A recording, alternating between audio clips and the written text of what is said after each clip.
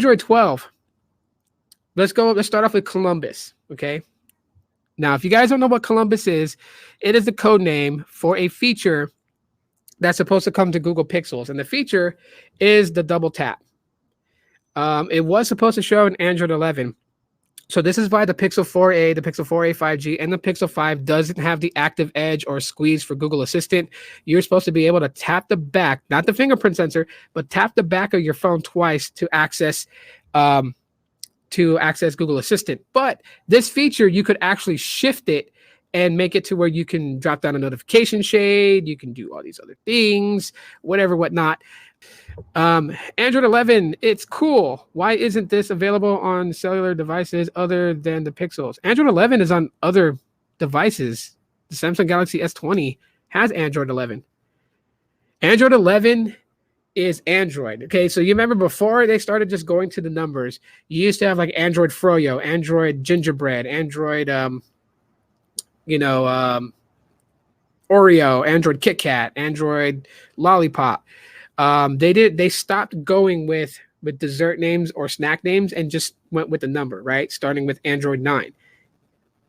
Android 9 was just Android 9, which is 9.0. And they added pie to it. But not flavor pie, but just pie. And then Android 10 had no dessert name. Android 11 was the next update after that. But on some devices, still have Android 10. So I say this quite a bit. I'm going to say this again. The reason why it's based on the OEM. The OEM is the manufacturing builder of that device. So we're talking LG, Samsung, Motorola, Lenovo, Huawei, ZTE. It's up to them. So this is how the process works. Android builds Android 12. It's open source. So Android puts it up there to say, hey, Android 12 is available. Now, LG can decide if they want to update their LG Stylo 6 to Android 12. And if they do, they take the source code files for Android 12. They have it. So they have stock Android. Then what they do is they build a skin. So let's say their skin is LG UX.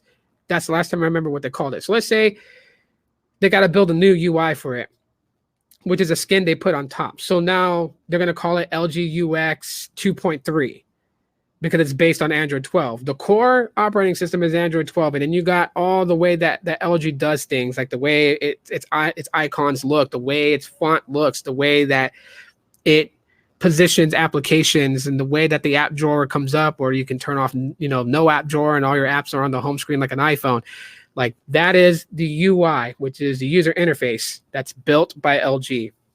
Now, the reason why that they don't all get Android 11 is because these companies know it's more profitable for them to just build another phone and have you go out and buy that phone with the latest Android software than to just make the Android software. Because since Android is open source, LG or any of the other companies are not allowed to sell updates. They can't tell you that if you want your LG Stylo 6 to be on Android 12, you need to pay $19.99 a month to get these updates. They can't sell Android. So they can sell their intellectual property, which is licensed to use Android. Therefore, they'll just build an LG Stylo 7 with Android 12 on it. And people are like, well, I got to have Android 12, so they'll go out and they'll buy it.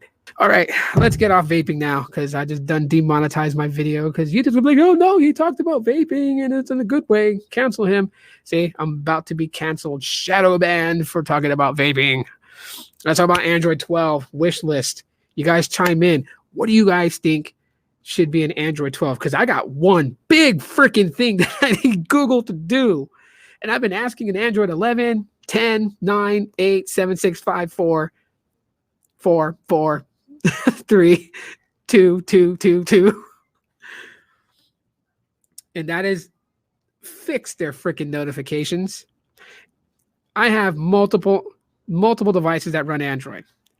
I don't need to get a text message from my buddy here, Michael. I'm going to use you now, Michael, since you wanted to have this debate with me and stuff. Now you're going to be an example for me. But I don't want to I get a text message from Michael on my phone and on let's say on Facebook, and I answer that. And I reply back, and then my phone dies. So I grab my tablet and I turn it on, and then boom, the notification that Michael sent me hours ago pops up. Like there should be a thing that where when you check a notification, Android should be smart enough to know you've checked it. So other Android linked devices will not pop that same notification up. It's annoying. Why? Because if I keep my Pixel 5 off for 5 months, say I buy the Pixel 6 and I turn off my Pixel 5 for like 5 months, when I turn the Pixel 5 on, I am going to get 5 months of freaking notifications blowing up my phone. I really need Google to solve this already. Fix it. Make Android just a little bit more intuitive like iOS. This is the reason why iOS wins some arguments when people from iOS talk shit about Android. It's because iOS plays well with other devices. Their ecosystem is really good. And Android is getting there with theirs. Don't get me wrong, but for the love of Jeeves, can they please make it? Can they polish their ecosystems, communications much better to where I don't get 5 months of notifications because I kept the phone off for 5 months. I've checked it already. That's what I want to see in Android 12. They're not going to get rid of the call screening.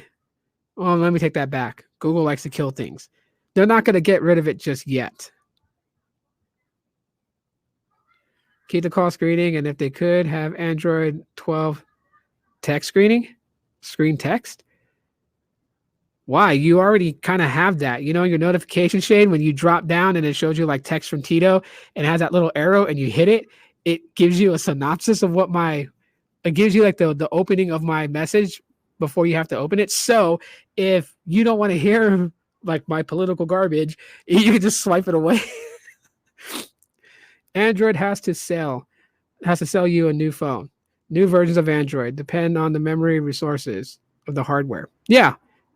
Except for Pixels, they get 2 major software updates and 3 years of security patch. So hopefully with their own processing chip, it'll now extend to 5 years of OS support. That would be nice.